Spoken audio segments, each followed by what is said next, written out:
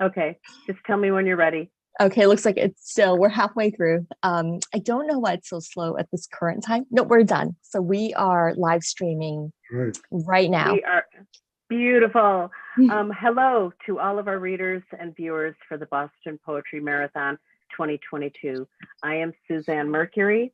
Our technical host for the hour today is Christina Liu. I want to thank you, Christina, and our organizers for this year's Boston Poetry Marathon online for 2022, Christina Liu, Xtina Strong, me, Bridget Eileen. I want to say thank you to the organizers. Thank you to our volunteers for the weekend, Daniel Pritchett, Simeon Barry, Christine Tierney, Tom Daly, Donald Vincent, Jennifer Martelli, Heather Hughes, Andy Peterson, Gail Belchelder, Mark Lamoureux, Lisa DeCiro, Eileen Cleary, Martha McCullough, and Chad Parenteau, who is also the special assistant to Carol Weston. Thank you to everyone who has helped put this year's event together, including our amazing readers. Our readers for this section set are David Kirschenbaum, Cynthia Barger, Isabel O'Hare, Jenny Grassel, Mark Pollack, Nada Gordon, Samuel Ace, and Adina Karasik. All right, we are now streaming live to our Facebook page at the Boston Poetry Marathon and live to our YouTube channel.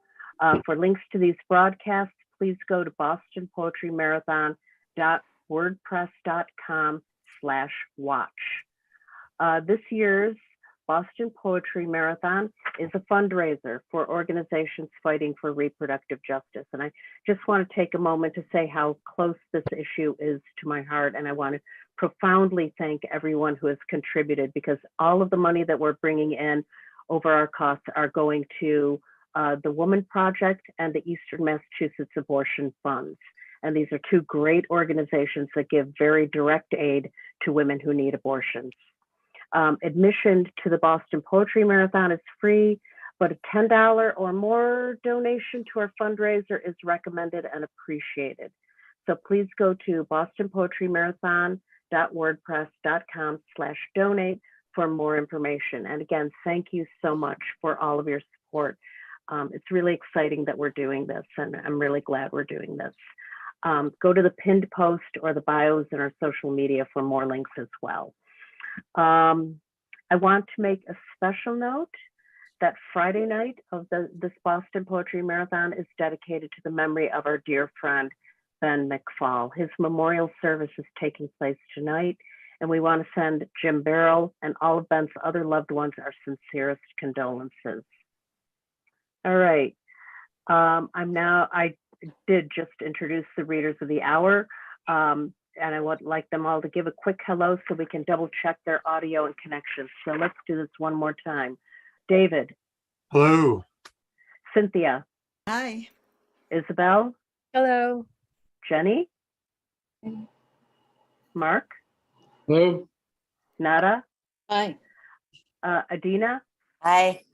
And has Samuel Ace popped in the room yet? Yeah. Hello. Nope, he's running late. Okay. I'm here. Oh, He you are just here. came in. Yeah. Hi. Hello, Samuel. So Hi. good to see you. Hello, Suzanne. All right. All right. All right. We're about to officially start the reading. So if we could all please have everyone but the first reader, who is David Kirschenbaum, mute themselves. And tech host, you should switch to speaker view and let us know when that's all set. We are all set. All right. Our first reader of the hour is David Kirschenbaum. Hey, everybody. Just going to read a bunch of poems from a project in progress that I'm working on this year. This first one is for Ron Colm. I turned 10 a week and a half before it became 1977, 3 months after we'd moved from Flatbush, Brooklyn to the Long Island suburbs, on the day Chris Chambliss hit what we now call a walk-off home run to propel the Yankees into their first World Series in a dozen years. In 1977, I was introduced to my favorite baseball player, still, Ronald Ames Guidry. I can still remember the Sports Illustrated headline that summer, "Getting Fat on the Thin Man," for the article on the 5'11", 161-pound Louisiana lefty. It was a good year to be Sean Cassidy, co-starring on the Hardy Boys' Nancy Drew Mysteries and releasing his eponymous debut solo album, featuring his slightly reworded cover of the Ellie Greenwich, Jeff Barry, and Phil Spector penned early 60s Crystal's hit, The Do Run Run, which Cassidy took to #1 on the US charts, while the Son of Sam and his .44 Special Bulldog revolver continued their killings in the Bronx, Brooklyn, and Queens. And even us in the suburbs at the Oceanside Pool were worried he might head toward Long Island and continue on. This is for Sunderland Thibodeau and Mika Ballard. The only time I ever brought a date to the poetry project was the first time I stepped into St. Mark's Church, March 1993, to see my friend Chris Funkhauser read in the parish hall. Boog was a year and a half old. We'd been publishing a bunch of poets on the Poe Pride scene, but I was still nervous about fitting in. I asked Katie Yates, whose chapbook we put out a little less than a year earlier, how can I fit in? How can I make friends with the poetry project? And she said, just put away the chairs after the reading. Just help put away the chairs. And so after the reading, my date leaving early, in part, I think, because I paid more attention that night to all my poet friends, old and just made, than her, I helped put away the chairs, not realizing until we were gathered at Veselka afterward that Chris forgot the sunflower I'd gotten to wish him a good reading. This is for Jim Burley. My second trip to Boston was a planned Patriots Day weekend one in 1996, after an accidental Patriots Day weekend visit in 1993, where Scott, our then Boog graphics editor, said he and some friends were going to see a recreation of the Battle of Lexington or Concord real early the next morning. Did I want to come? So I crashed at his place in Allston, saw the battle, and then we all went out for breakfast. This is for Anselm Berrigan and Karen Weiser. My father was born on the family's kitchen table on the ground floor of 305 East 3rd Street on Memorial Day of 1930, about 3 years after his sister Marion had been born in the same place. After he was bar mitzvahed, the family moved uptown to East 7th Street between B and C. When Dad was 16, him and his friends used to go to Charlie's Candy Store, 3 blocks over on 4th Street, run by, yes, Charlie, who always reminded Dad of Irving Berlin. And then Dad and his friends would head down the block to PS 15 between C and D to play softball or shoot hoops on the concrete schoolyard. In 1948, Charlie bought a TV for the back and put up bleacher-like benches. The Kirschenbaums didn't own a set yet, so Dad and his friends would head to Charlie's to watch Milton Berle in the fights over egg creams or malteds that Charlie's wife Mary would bring over. This is for Angela Veronica Wong. Quote, Paul Silas is one of the most extraordinary people I've ever known. His character, his experiences, and his wisdom is unparalleled. He's a very strong leader, and you can't help but be affected by him. Boston Celtic, John Havlicek. If you wanted to win an NBA game in the 70s, you had to begin to put your team together with a big man, one who scored and rebounded. Dave Cowens for the Celtics, Jack Sikma for the Seattle Supersonics. You needed a point guard who could score and would share the ball too. JoJo White for Boston, Dennis Johnson for Seattle. A do-everything star like the Celtics Havlicek, or a sharpshooting two-guard like the Sonics Gus Williams. But then you needed someone who was a defensive whiz, would go into the paint all of the time and come out with the ball, who would enforce the lane. Who did the 1973, 74, and 75, 76 Celtics and the 78, 79 Sonics share? Paul Silas, and those teams, NBA champions all. This is for the last one here. This is for John Mulrooney and Rachel Lane. In the fall of 1984, my freshman year at Hofstra, this girl I was crushing out on asked if I could drive her to Final Vinyl Records in Baldwin, where the Ramones were making an in-store appearance. I'd never heard of the Ramones before, but she was my crush. So we took my powder blue 71 Buick Skylark and went. She's the only reason I still remember my PIN code from then. 8 letters, Lissalane, Lisa Lane. So those are the poems. Check back next month, September 17th to 20th for Welcome to Boog City 16 Arts Festival. And you can find more about it on boogcity.com or the Boog City Facebook page. Thanks, everybody. Thank you, Dave Kirschenbaum. And next up is Cynthia Barger. Don't forget to unmute yourself, Cynthia, and let's hear it for Cynthia.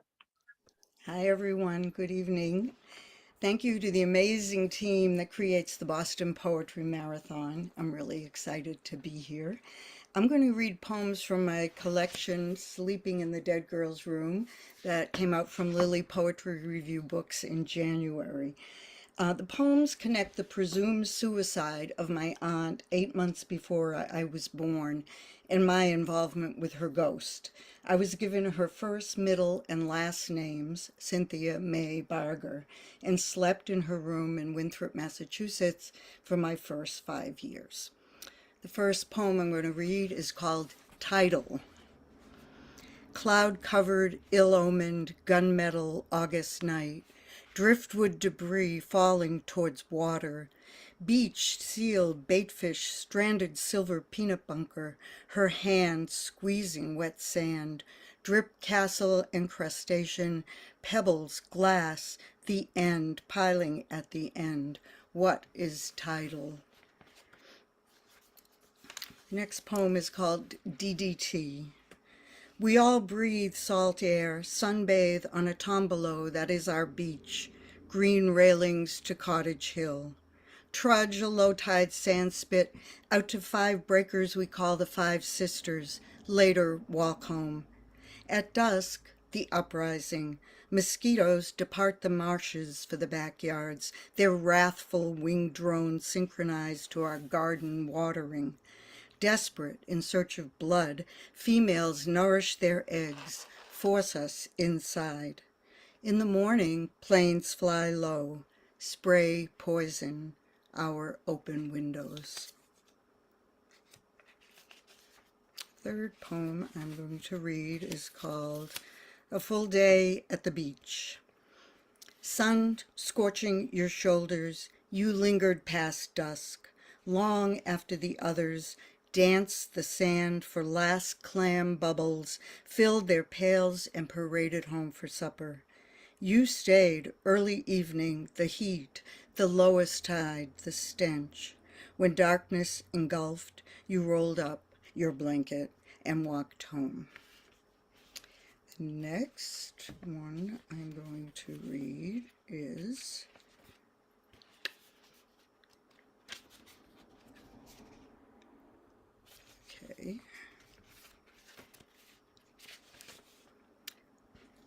My Aunt Talks to Sylvia Plath, and this has an epigraph from Sylvia Plath's poem, Point Shirley, What the Sluttish Rutted Sea Could Do.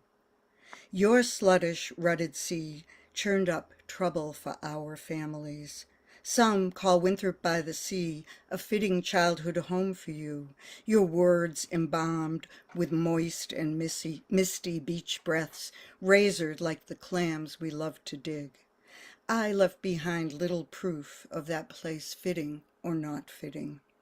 Your grandmother's Point Shirley geranium bed with a hurricane-pounded shark startled 6-year-old you, while a mile away and 3 years older, I watched tall pines sway, dip, crack in my front yard, hostas airborne, their leaves like propellers on the planes whose lights we both craved, landing nightly at Logan. After the storm, did I push you on the swing at Ingleside Park? Did our mothers, Dorothy and Aurelia, nod, never speak, each already afraid? When the bell rang, I believe it was you who chased me up to the hill to the Willis School. I chose to die during an August heat wave. You may have heard it was gas.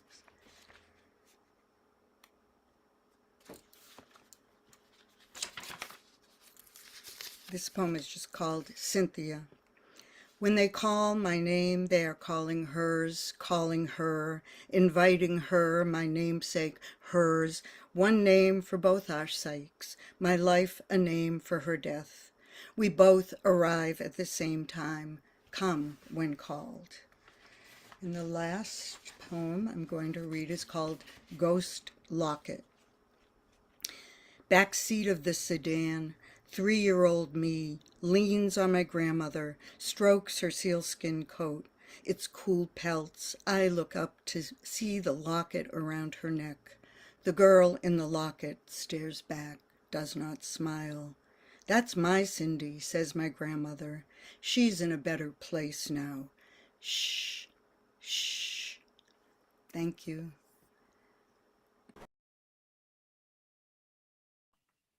And thank you, Cynthia Barger. Next up is Isabella O'Hare. Isabel, please unmute yourself before you read.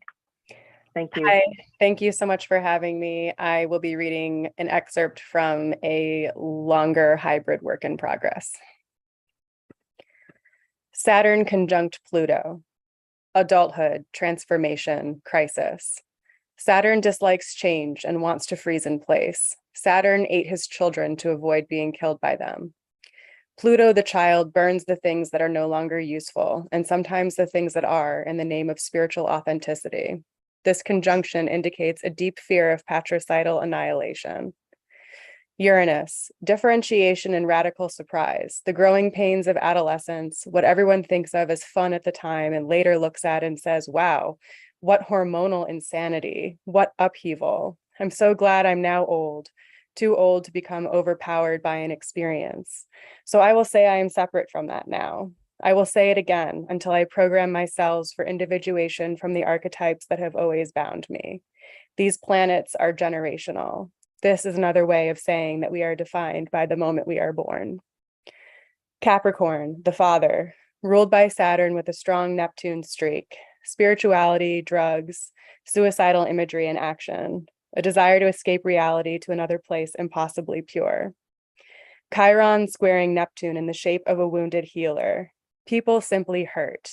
Simply, people hurt in ways that we don't fix. We don't fix people because we don't know how. We don't know how, so we give them a bogus regimen and hope for a placebo epiphany. Rarely a brand new hurt, but an activation of an old injury or life sticking its finger into a fresh cut. 8th house, darkness, drifting in the abyss. Poetry, I Ching, the confusion of money and self-worth, a stellium of domestic obsession. Death and rebirth, all of society's taboo material, born into the house of secrets with the task of transmuting them. This makes a person powerful because truth is more important to them than morality. There is no truth, only memory. Loving someone not because they are good, but because they've shown you something they wouldn't dare show anyone else. A spiritual kink, a darkness that can be uniquely transmuted. Death or loss of self momentarily and the influx of the other person. The sun is a father who is moody and changeable, tangled in money and power.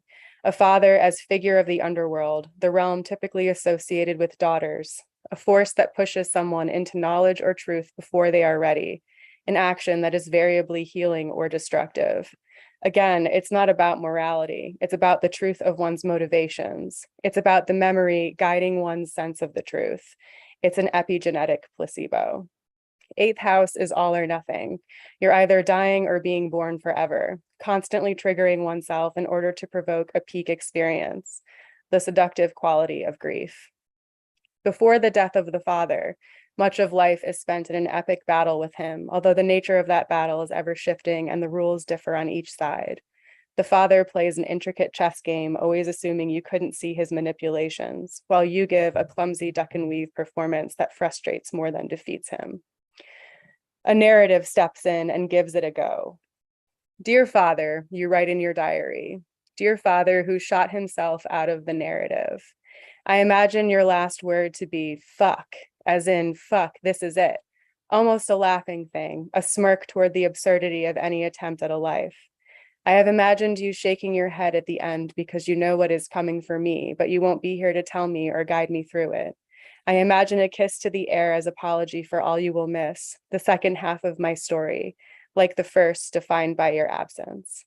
2 days before you died, I told you I was no longer mad at you for anything you'd ever done, despite decades of archetypal combats and epic disagreements, whatever Saturn and Pluto were orchestrating on our behalf. They were frustrations still for sure, We were never going to stand before one another in full understanding of what or who it was either of us was looking at. But I was no longer mad at you. I had reached a bridge. When I said these words, I could hear you sigh on the other line. I'm so glad to hear you say that, you replied before changing the subject.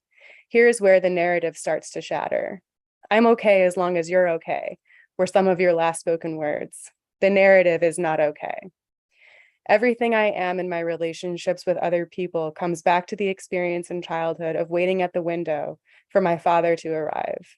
This little girl at the window is crystallized in time, never able to step away, always hoping for the ultimate validation of that almighty other, Saturn, the father.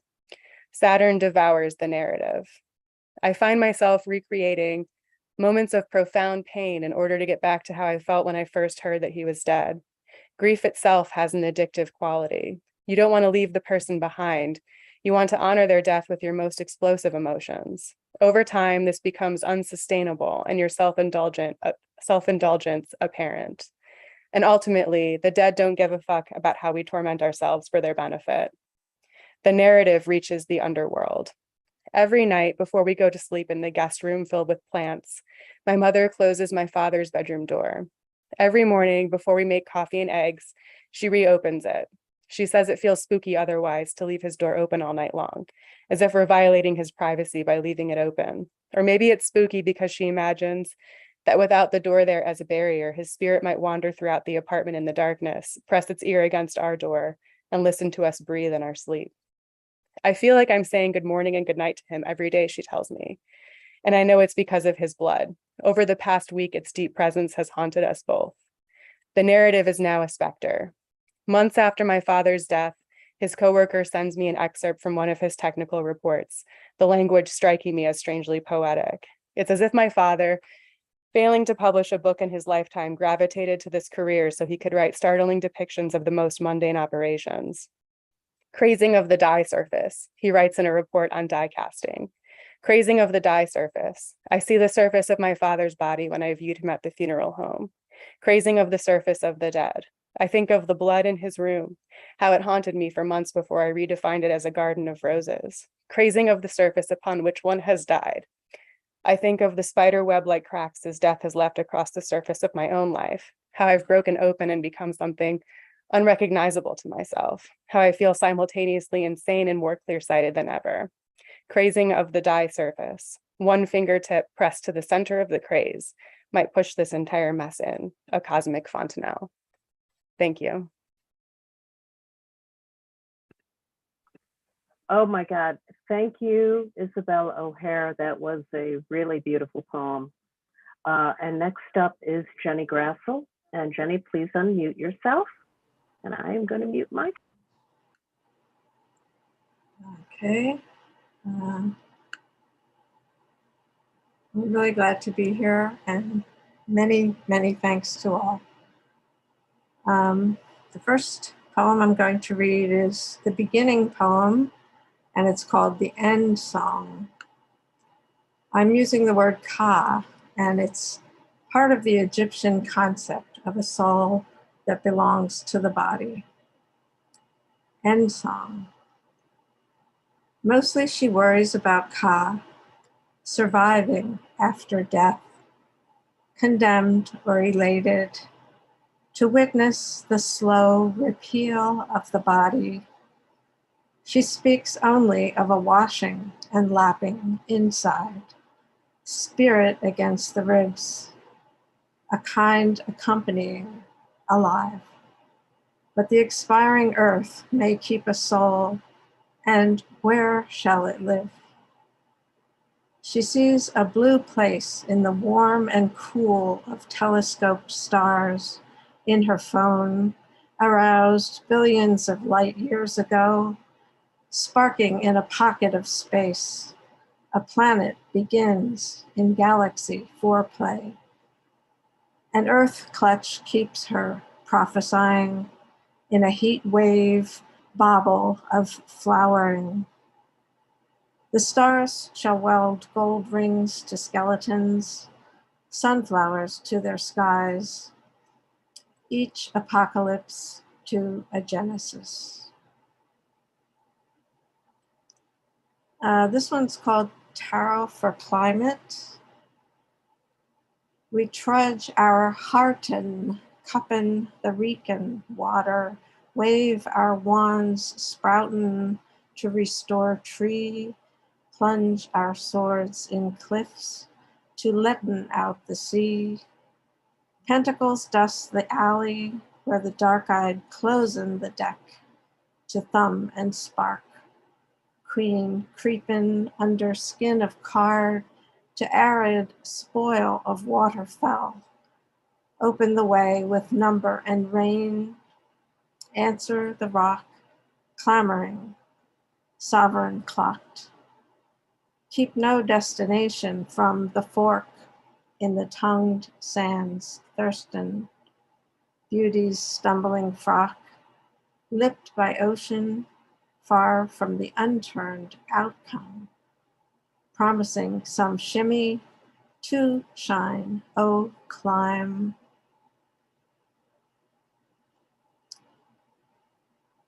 She wanted to kiss me, but I had a crush on a boy. She wanted to be me if she couldn't kiss me. She couldn't kiss me, so she kissed the boy. She wanted me to kiss him so our lips would brush. She wanted them out of time, but together in space. She wanted to watch me kiss him deep, but I didn't. She wanted me to watch her kiss him, but I couldn't. She wanted my soul from the mouth down, her peahen wing troubling. I wanted to give him my soul. I wanted her to see it wobble mighty in his rib. She sat with me on the steps as I stared. She sighed, watching me in the ozone-charged air. She watched me watch him. She went inside my eye. She saw a tiny sparrow. I gave it to her then and there. So this last poem is fresh, hot off the presses from my vacation. It's called Upon a Once. In sprinkle blink-a-by ice cream time, she stands on a round table, center ship, surveys her flavored sea surround of cherry-topped Sunday boats and waffle cones. Her subjects float and lick their fetid summer times, sunflowers and seas of fudge sauce and butterscotch. Her hand dimple-dripped grips the umbrella pole to spin herself and drop vanilla cream stream down to her toes. She whirls the flapping cloth above her, churning a mist of stars. She knows they obey stories dark beyond bright lights. The horses, bears, and kitchen spoons, giants shining heat, a run, a melt, all of it smooth in the parasol swirl of chocolate under her tongue. She squints, looks through steel mesh holes to a firmament floor of liquid spill and candy confetti, Syrah dot sweet. At the core of her twirl, a purpose lights up between sticky eyelashes softening, grown-ups who might otherwise scold. She commands them to turn, a centrifugal hurl, and no one remembers where they have been. What cares bittered the afternoon? This night by compass north, and ice cream cold, blazing Arctic lights, colored ribbons their queen rides through, the hole at the tip of her cone, emptying upon a global heat wave. Thank you.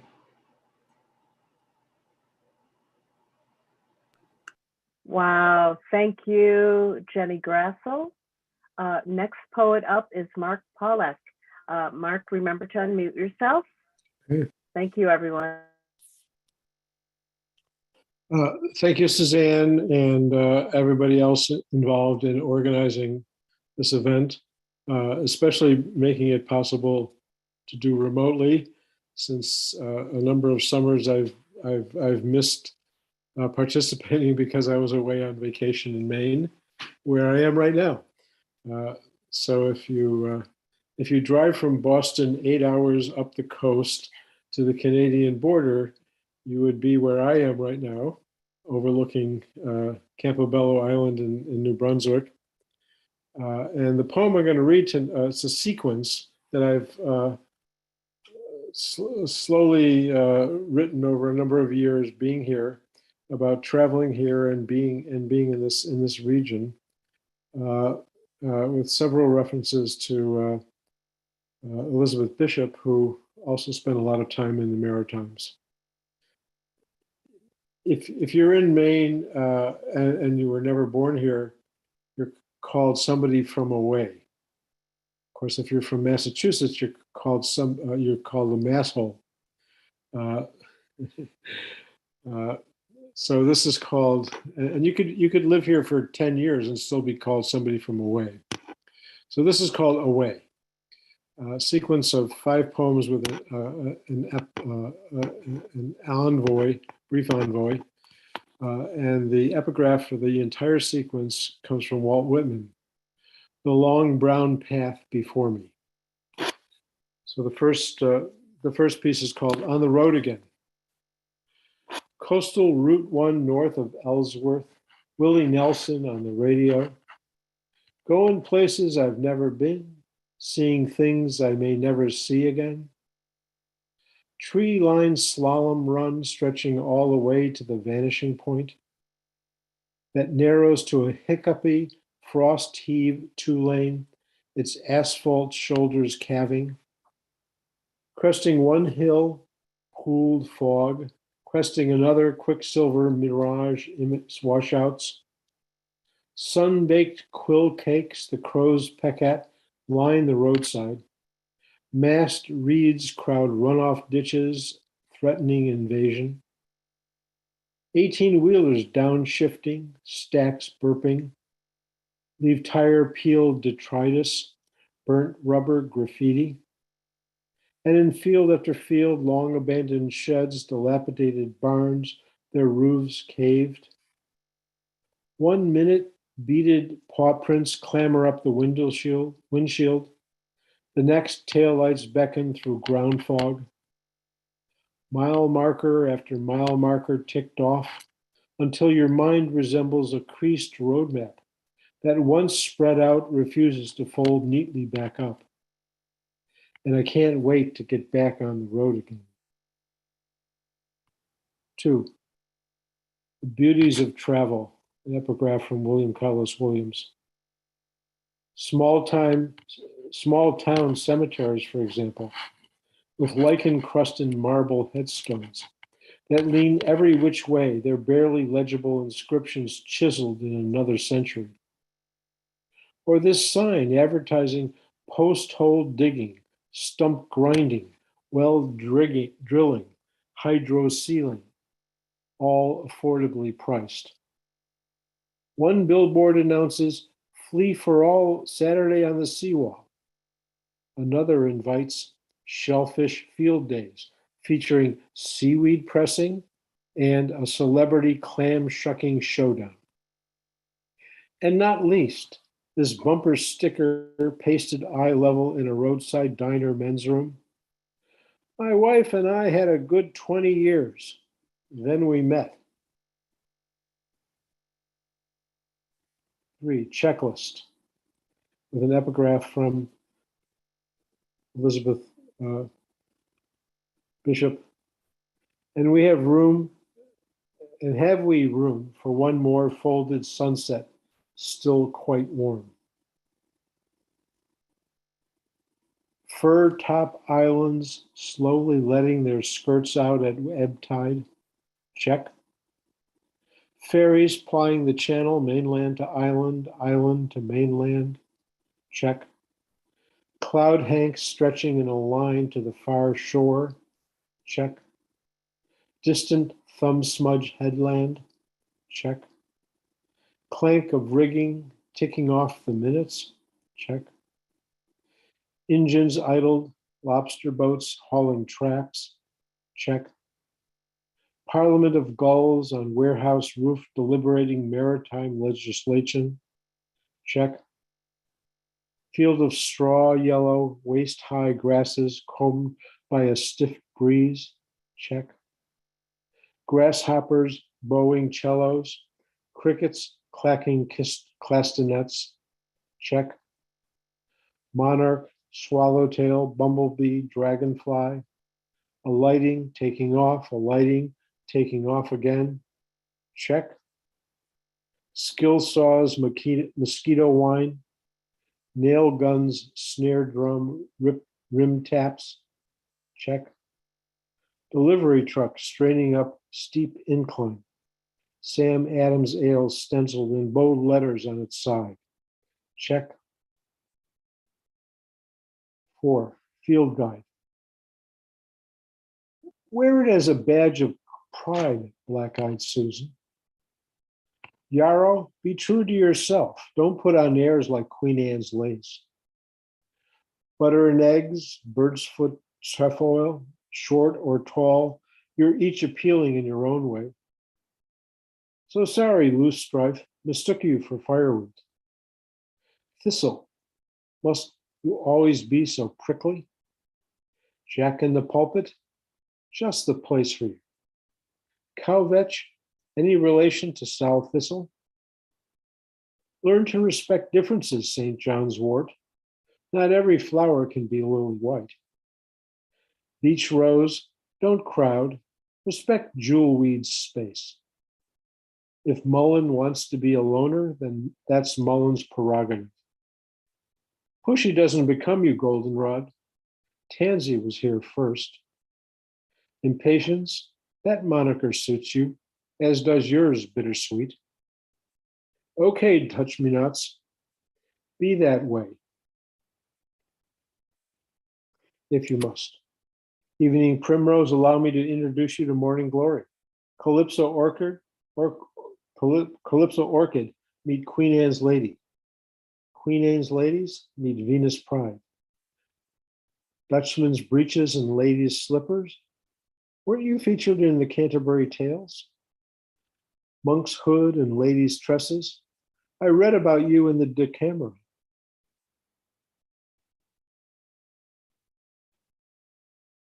5, itinerary. Seeking a taste of wilderness along a rocky-bound coast, eager to explore woodland trails meandering through upland stands of fir and larch, I know just the place. Hey, Mark, Yeah. you have about 20 seconds left. Okay. I'll just finish this one. If raised grasslands punctuated by peat mogs are what you had in mind, with alder, meadowsweet, and flat-topped oyster amid the blue joint, I can show you where. Do wind-flagged spruces along dizzying overlooks top your most sea list, where seabirds nest beneath headland bluffs, perpetually damp from sea mist and fog? Let me take you there. If pocket coves and cobble beaches are your preference, with basking seals on half-tide ledges and porpoises cavorting among sea swells, I know just the place. Itching to train your bird glasses on bay-breasted warblers, keen to add boreal chickadees, yellow-belly flycatchers, golden-crowned kinglets, and brown creepers to your life list, I know just the place. Let me show you. Okay. Okay. Mark, yes, thank you. Okay. Mark, yeah. Mark Pollack, thank you very much for the wonderful reading. And next up is Nada Gordon. Nada, remember to unmute yourself.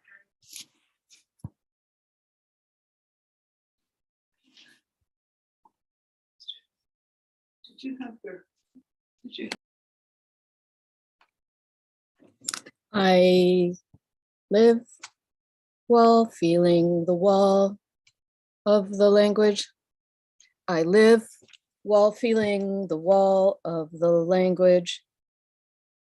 I live while feeling a weird 90s fleece nightgown with Winnie the Pooh on it or something. I'm hyperventilating over a single package of curtain rings, of decorative curtain rings, weird, creepy Santa or angel statue with Macy's tag on it, still from 2006. I'm going to have a good time, with a cunning way of saying that I'm going to have a good time, with a small porcelain doll with eyes that haunt you, horrible vinyl purses, and naked Barbies with chopped hair and scribbles. It has formed a hyperventilating social concept that is good in every corner, and I'm hyperventilating. I'm hyperventilating, and I'm going to have a good time with my tongue. I'm going to have a good time with my tongue. It may just change your perspective with the same dimples and paws. Sometimes I try to see dimple and come to terms with it. It becomes a affection, and it becomes spooky, suspicious when it crosses the border into old, dingy, smelly candles caked in dust and vaguely sticky. It's a certain kind of give up. It's a specific kind of give up. It's not an in, but light. These oddly specific kitchen appliances, a cake pop maker or a pretzel maker, is proof that I'm going to have a good time. In order to enter the wall, you need to be able to get your head rubbing and acknowledge that you are baptized by a certain passing ritual and morning silent workings, like ill-fitting dresses or tops with details, like sleeves that attach at awkward places or too many ruffles. They are brand new and will never suit anyone, not even catalog models. I can only think of a herd of beautiful words that pretend to be understood. Beautiful words that pretend to be understood, like a bin of ugly craft ribbon or 80s polyester power suits. It's like a turtle that is alone on a sandy beach with a Bee Gees record, some kind of gross ass Confederate flag, a specific silver brooch, strawberry silver brooch, and white orthopedic shoes. It's quite floating in the real meaning of the poetry. Sometimes I try to see dimple and come to terms with it. Is it the warmth of human existence? There's a lot of things I don't know in this world. I seriously push the axis of the world, LOL. Corette blouses, wooden birdhouses, Jesus pictures, and some weird Christian marriage counseling book about submitting to your man. I'm already a divisions, so I can understand it. What format of expression is not the attitude of brushing the sort of expression in the axis with the real world? Well, the libido is strong and disturbing. We are ordinary people listening to whipped cream and other delights. I always think of the escape of that in mono. A few sad wedding dresses. It was a begging for language. I was in the middle of a long time, since I was in the middle of a long time, and I was in the middle of a long time, but I didn't like to talk, so I was oddly happy. I can't hear the height and indignation of the sound, the no of no that was laughed at in the shade. The Reader's Digest books and Enya CDs have been entrusted to judgment, and I'm going to have a good time with my tongue. I don't expand the drama of the beautiful words that pretend to be understood.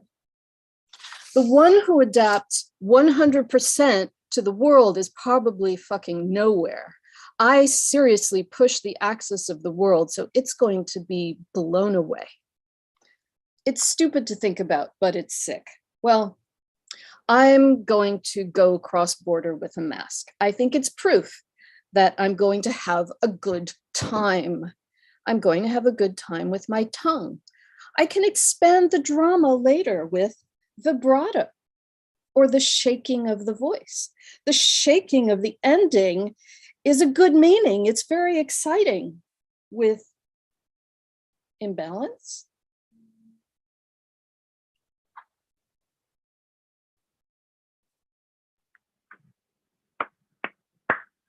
That was amazing, beautiful. Nada Gordon, thank you for your reading. Next up is Samuel Ace. Samuel, you're on. Remember to unmute yourself. Hi, everyone. Thank you. Amazing so far. And thank you, Boston Poetry Marathon. I'm going to read a fairly long piece, and it's alternating letters between Sam, me, and Linda, who is me too, my birth name, Linda.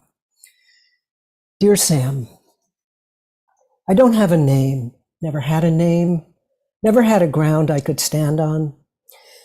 Do you see me standing there in a pink dress, patient but sad? I had a name they gave me, that munching beauty, thinking Spanish was a way to carry me through. I wonder who they thought would inhabit that name. It never inhabited me. There was a missing. When someone called, an arrow went whizzing past my head, not landing, unlanded, like an errant bird heading to Florida, but landing in Michigan, getting caught in the snow, in a dress, a magic show. I translated from the beginning. In the mornings when our mother was getting us ready for school, what am I saying? She rarely did that. It was always our father making breakfast and already exhausted from the day, our mother upstairs in bed calling out commands from the bedroom. I'm here to remind you that I still lived. I live, still had my wishes, still played, still whole, a whole. I sat happily making up names. Poe, Jimmy, Jimmy Poe, the rivers, the leaves. I looked for a name in the dirt, in the asphalt, on the side of a house or the playground, in the making of a drawing, in the way I formed letters. The teachers would call out and I wouldn't hear. I lived as Joey from G.I. Joe, or Daniel, our mother's dead fetus, or the music that sounded when I was alone in bed all night, unable to sleep. Was I you then, or was I me?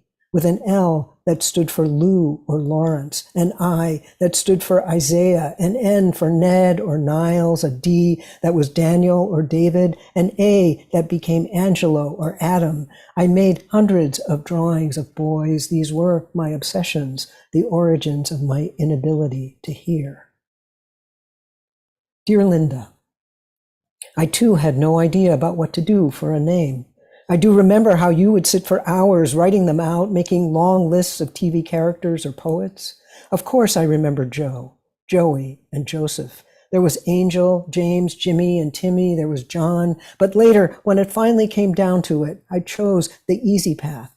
Someone thought you looked like Sam Spade, started calling you Sam from your fedora-wearing habit. It was like they gave you permission, knighted you. It was a given and it stuck. It was easy, right? When I got sober, I retook your birth name thinking I would be honest for once, would come to accept it if I just followed those steps, like a map of happiness. Hello, my name is Linda, but it was a misunderstanding, wasn't it?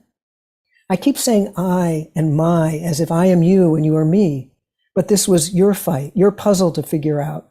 Sam could have been a girl's name, but I never knew a girl named David or Chuck, never knew a girl named Trevor, or a boy named Genevieve. No, it was Samuel, my great-grandfather, the rabbi's name.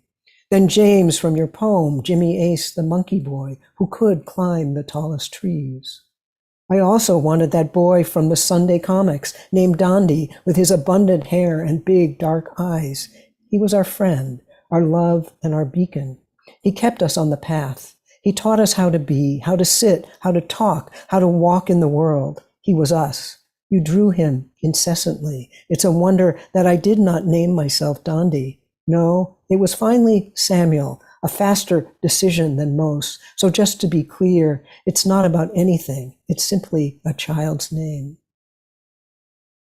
Dear Sam, I first saw G.I. Joe on TV or at a friend's house, then walking through the grocery aisles with Mom. I wanted him desperately. He was always hanging there in bright packing and camouflage, a gun on his belt and a rifle in his arms. He had dark skin and short curly hair, muscled forearms, pants cinched at the ankles over black boots. I can smell him, that rubbery plastic. He was ready to fight, and I could feel him in my crotch as I stared. I wanted to be him, so I named myself Joe. Me, Joe, and Dondi were the same. My names at night, a sweet longing, sexual. Joe captured by a band of women who kept him in a basement, taking him out only for their pleasure.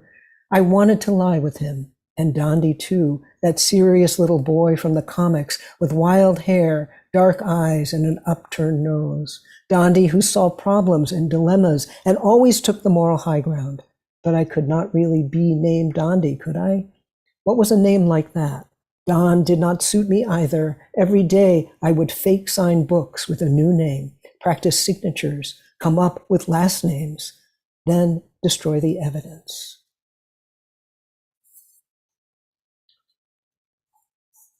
And then a couple of poems. The low rumble of a car, the faint smell of rot comes from the living room, the blankets, the kitchen sink.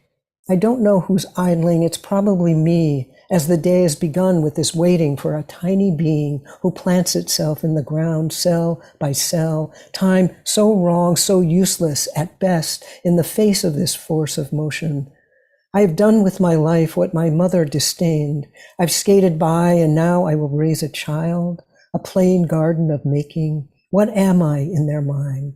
What am I in our air, our flying? I give you a bright future. I give you a dream. I give you the back of my big paint-wide stripes across the bright triumph of joy against grief, the open door and the sleep that comes from watching you stretch in the womb, the transition into breath. What bright knowledge do you hold, my friend? How far away you seem, and how we come to the reckoning on the desk, these words and the residue of life I've ignored.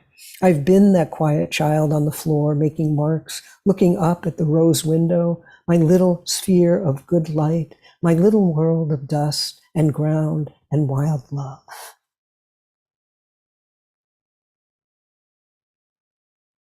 On their way to the next mark, God disappeared every question, every point of view, even mine.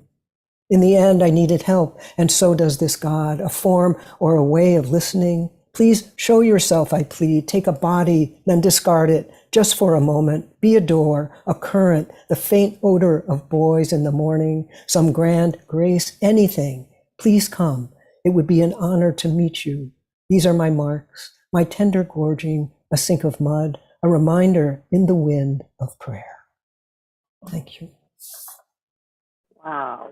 Thank you. Thank you, Samuel Ace, for your reading. And next up is Adina Karasik. Let's hear it for Adina, and don't forget to unmute yourself. Great.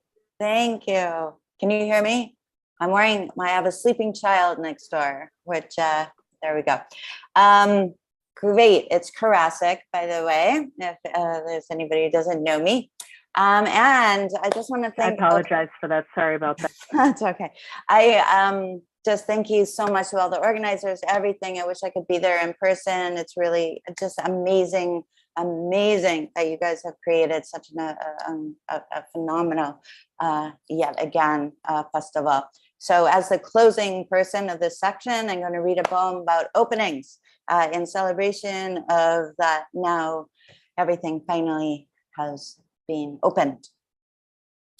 Ouvert, ouvre. Excerpt. when the opening is a premise, a promise, opening, opening, opining, pierce, pulsing, policies, policing, open, upana, happen, and often, and this opening is so often on, pending, penning, open, to disclose, reveal, become manifest, exposed, as a 422 million worldwide have been exposed.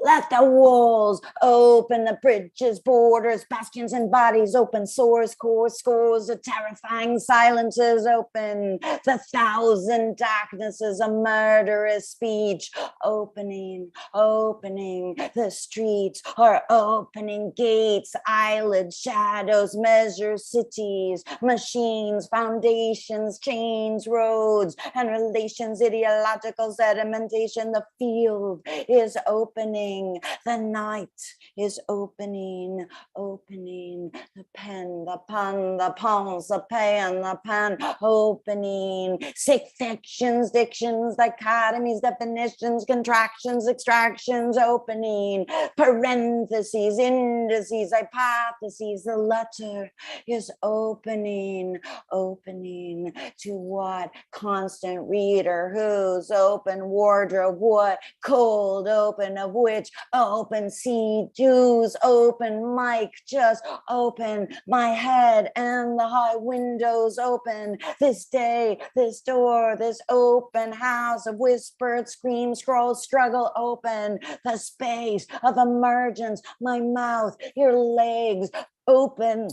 These idioms opening up and toward the open hour, air, arrows, on we audible in the mouth, aching arc, soak, see, spray, semantics open, the light and lick, rim, slit, wet, were opening through rock, cleave, see, span, spread, sense of portals, porta, passage, grasp, gasp, grasps, axe, gaps, the fleshy, lexical, exilic, elixir of a lip, slip, lapse, wrap, wet, caress of mounting sweat, opening in the gloaming, openings are happening. A opening, ipening, happening, a ripening, enacting bodies, borders, lungs, tongues, fissures, follies, valleys, appending, pending, suspending, expending, pandering, meandering, the openings, an event, a rupture, and a redoubling, excess and a nexus of excess anguishes, fragilities. So just open me from the inside, open and across, pin me with paradox, inflammation, contamination, fever, seizures, caesura, scream, scars, pin me against the open secret between trauma and promise, opening, the words are opening, phases, phrases like phrases, my body is opening, 7 openings in the head, 10 openings to the body, openings of conjection, injection, insurrection, affection, opening like a silence, like the psyche, a series of speculative negotiations carrying all futures within it. Thank you. All right, I was going to read 2, but I'm scared I don't have enough time, and I know we're over time, so